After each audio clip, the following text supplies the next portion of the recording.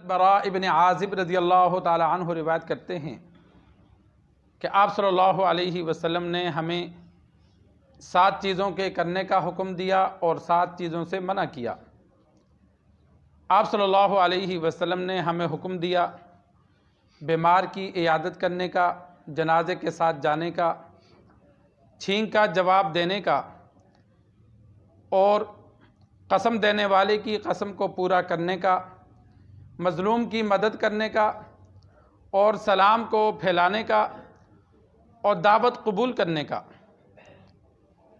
اور سونے کی انگوٹھی پہننے سے، چاندی کے برتن استعمال کرنے سے، اور قصی، میسر، استبرق، دیباج، یہ ریشم کے گدیاں ہوتی تھیں، ریشم کے کپڑے ہوتے تھے، ان کے استعمال سے منع کیا۔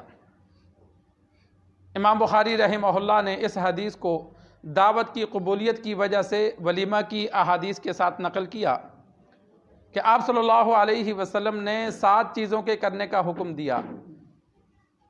بیمار کی عیادت کرنا، اس کے پاس جانا۔ آپ صلی اللہ علیہ وسلم کا طریقہ مبارک یہ تھا، جاتے تھے پاس کھڑے ہو کر پیشانی پر ہاتھ رکھتے یا سینے پر ہاتھ رکھ کے پوچھتے کیا حال ہے، ٹھیک ہو؟ اگر کوئی مشورہ دینا ہوتا تو اس کو مشورہ دے دیتے کہ اس بیماری کا یہ علاج ہے، یا فلاں حکیم ہے اس کے پاس چلا جا۔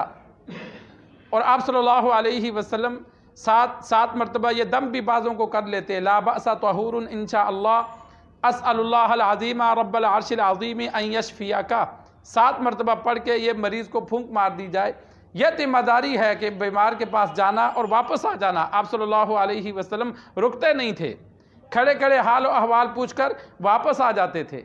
عزیز و اقارب ہے، جاننے والا ہے تو اتنی دیر وہاں ٹھہرنا جس سے مریض کے گھر والوں کو تکلیف نہ ہو، مریض کو تکلیف نہ ہو، وہ جائز ہے۔ بے تکلف دوست ہے، جس نے گھر میں خدمت کرنی ہے وہ زیادہ رہ سکتا ہے۔ عام بندے کے لیے یہی حکم ہے کہ جائے اور زیادہ نہ ٹھہرے، اس لیے کہ مریض بھی تنگ ہوتا ہے، گھر والے بھی تنگ ہوتے ہیں۔ تو مریض کی عیادت کرنا سنت سمجھ کر عیادت کی جائے۔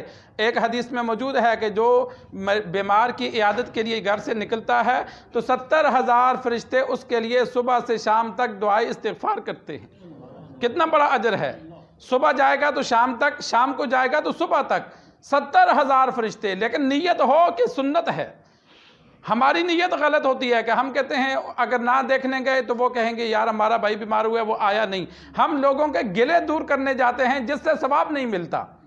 گلہ نہ دور کرنا ہو، ہماری کوشش ہوتی ہے وہ آئے تھے ہم تب جاتے ہیں، ہاں وہ نہیں آیا تھا لہذا میں نہیں جاتا۔ نہیں، نیکی کے کام میں یہ مت دیکھو وہ آیا نہیں آیا، جب گھر سے چلو تو یہ نیت ہو آپ صلی اللہ علیہ وسلم کی سنت پر عمل کرنے لگا ہوں، بیمار کے پاس جانا سنت ہے، اللہ اجر عطا فرماتا ہے۔ اور اسی طرح جنازے کے ساتھ چلنا، جنازے کے ساتھ انسان جائے جنازہ پڑھے تو 1 قیرات کا اللہ اجر دیتا ہے۔ جنازہ دفنانے میں شریک ہو تو اللہ 2 قیرات کا ثواب عطا فرماتا ہے۔ صرف جنازہ پڑھا تو آدھا ثواب ملا، 1 قیرات، دفنانے میں شریک ہوا تو 2 قیرات۔ اور ایک حدیث میں موجود ہے قیرات کہتے ہیں احد پہاڑ کے برابر کھجوریں اللہ کے راستے میں خرچ کرنا، کتنا زیادہ اللہ اجر عطا فرماتا ہے۔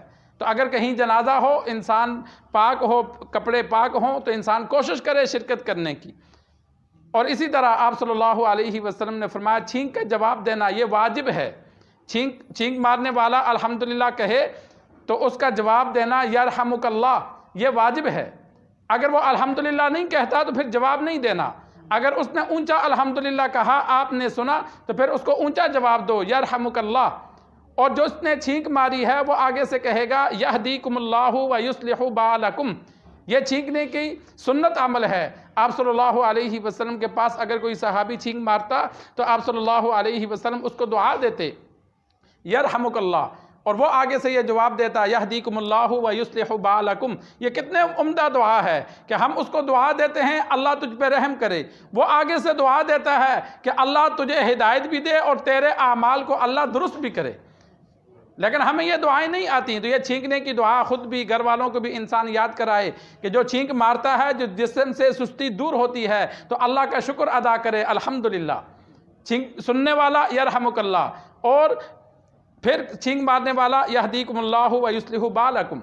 اور آپ صلی اللہ علیہ وسلم نے چوتھی چیز کا حکم دیا کہ قسم پورا کرنا۔ علماء نے دو مطلب بیان کیے کہ ایک کوئی قسم کسی نے کھائی تو اس کی تصدیق کرے کہ ہاں بھائی اس نے میرے سامنے اس بات کی قسم اٹھائی تھی، کہ گواہی دینا۔ دوسرا مطلب یہ کہ کوئی تمہیں قسم دیتا ہے کہ بھائی تجھے رب کی قسم ہے یہ کام نہیں کرنا، تو کوشش کرو کہ اگر غلط کام نہیں ہے تو اس کی بات کو پورا کرو۔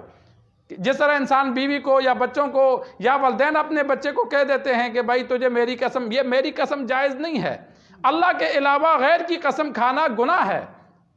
اپنی قسم نہ دے، اپنے سر کی، بچوں کی قسم دینا یہ گناہ ہے۔ قسم دے تو رب کی دے، بھائی تجھے رب کی قسم یہ کام نہ کرنا، تجھے اللہ کی قسم یہ کام نہ کرنا۔ قسم اگر کسی کو دی جائے تو آپ صلی اللہ علیہ وسلم نے فرمایا اسے پورا کرے، یعنی اگر وہ جائز کام ہے تو کوشش کرے کہ بھائی نے قسم دی، ماں نے دی، کسی عزیز نے دی تو اس کی بات کو پورا کرے، قسم نہ توڑے۔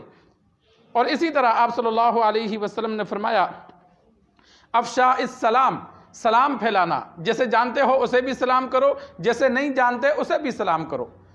احادیث میں موجود ہے چلتے پھرتے ہم نے یہ سلام چھوڑ دیا۔ انسان جس کے پاس سے گزرے سلام کرتا جائے، مفت کی نیکیاں ہیں۔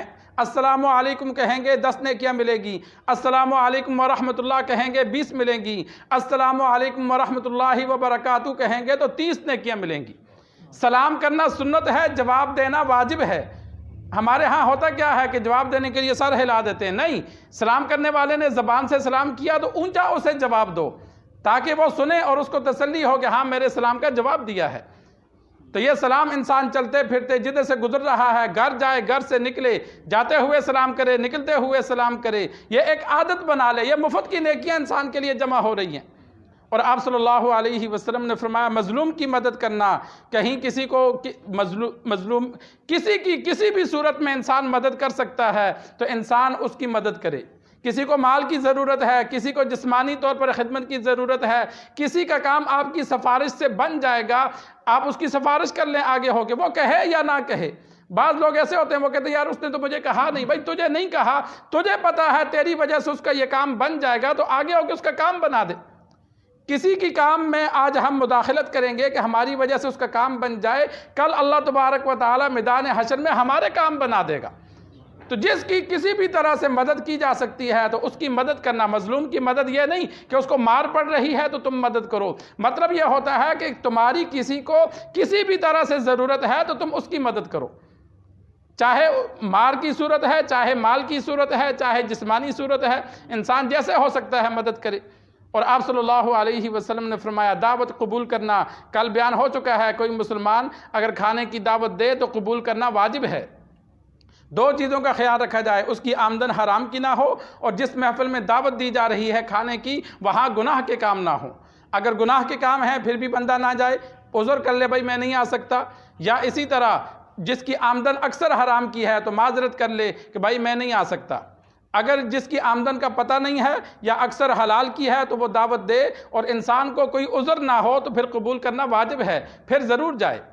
اور اسی طرح آپ صلی اللہ علیہ وسلم نے 7 چیزوں سے منع کیا۔ سونے کی انگوٹھی مرد کے لیے حرام ہے، سونا مرد کے لیے اللہ نے حرام کیا، تو یہ سونا استعمال نہ کیا جائے، کبیرہ گناہ ہے۔ آپ صلی اللہ علیہ وسلم نے ایک صحابی کے ہاتھ میں دیکھا تو فرمایا تو اپنے ہاتھ میں جہنم کا انگارہ پہن رہا ہے، تو یہ جہنم کا انگارہ ہے، یہ زیب و زینت نہیں ہے۔ البتہ چاندی کی ایک انگوٹھی مرد پہن سکتا ہے، اگر ضرورت ہے تو چاندی کی انگوٹھی بنوا کے پہن لے، پتھر کوئی بھی استعمال کر سکتے ہیں، پتھر کی ممانعت نہیں ہے۔ اور چاندی کے برتن سے، سونے اور چاندی کے برتن استعمال کرنا یہ منع ہے۔ عرب میں بعض سردار لوگ کرتے تھے، پینے کے لیے چاندی کا یا سونے کا برتن رکھا، کھانے پینے کے لیے یا سونے چاندی کے وہ چمچ استعمال کرتے تھے، تو ان چیزوں سے منع کیا کہ سونے چاندی کے برتن استعمال کرنا یہ منع ہے، کبیرہ گناہ ہے۔ اور آپ صلی اللہ علیہ وسلم نے ریشم کے استعمال سے منع کیا۔ ریشم کے پھر مختلف صورتیں تھیں، ایک وہ گدی بناتے تھے اونٹ اور گھوڑے پر رکھ کر اوپر بیٹھنے کے لیے، ایک گدی ہوتی تھی انسان کو تکیہ لگانے کے لیے، ایک عورتیں گدی بناتی تھیں اپنے دلہے کے لیے نیچے بچھانے کے لیے اپنے رات کے بستر پر، تو یہ مختلف آپ صلی اللہ علیہ وسلم نے نام لیے۔ اور دیباج کہتے ہیں موٹے ریشم کو، حریر کہتے ہیں باریک ریشم کو، تو ان سے منع کیا۔ تو ریشم 5 ریشم کے نام آپ صلی اللہ علیہ وسلم نے لیے، 5 یعنی ریشم مرد کے لیے منع ہے، پہننا بھی منع ہے اور ریشم کے اوپر بیٹھنا بھی منع ہے، اور ریشم پر سہارا لے کر تکیہ لینا یہ بھی منع ہے۔ تو ریشم کے استعمال سے مردوں کو منع کیا، سونے چاندی سے منع کیا۔ اللہ سے دعا ہے جو کہا سنا، اللہ ہم سب کو سمجھ کر عمل کرنے کی توفیق عطا فرمائے۔